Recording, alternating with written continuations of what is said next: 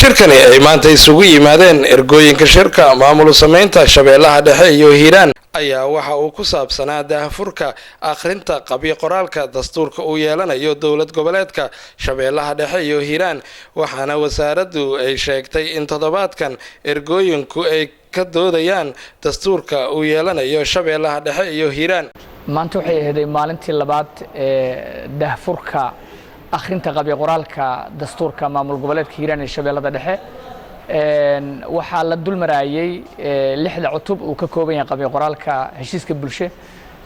waxa ayna runtii ergadu oo ka koobnayd 285 ay ahayd maalintoodii koowaad ee si toos ah ay falgal u sameeyaan dabcan subaxda hore waxa aad looga shaqeynayay soo aruurtaankooda iyo dhamaystirkii kaararkii iyo arrimahaas la sameeyay insha Allah waxa aan la dulmarnay sidoo kale akhrinta kadib cutub koowaad ay dhameeyeen qaabka birito la shaqada u socon doonto ajendayaashoodii in loo qaybin doono kooxahaasina ay ka munaaqashoon doonaan qaybaha kala duwan ee qabi qoraalka dastuurka hanaanka hadda ay u socoto hawsha insha Allah waxaan rajeynaynaa in muddo gaaban ay ku soo gabagaboobin doonto akhrista iyo ansixinta ka doodista ansixinta dastuurka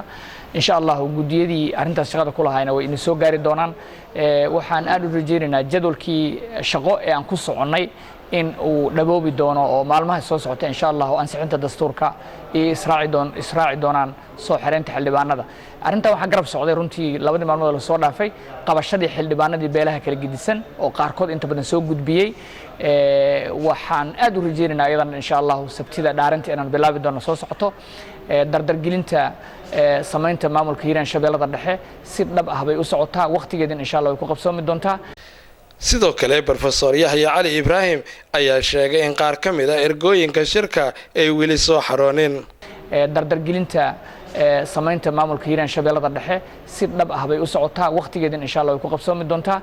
ergadina tirada guud oo lagu talagalay waxa ka maqan 34 qofood baa ka maqan maadaama saddex doolar labo ay joogan oo ay in ka badan ay joogan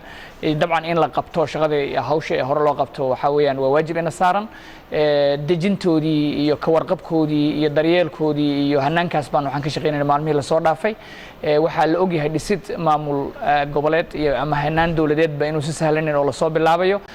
dulqaaday u baahan tahay dadku isu tanasulaan ay u baahan tahay waxaan rajo weyn ka qabnaa insha Allah in hirgalkeeda uu aad u soo dhawaado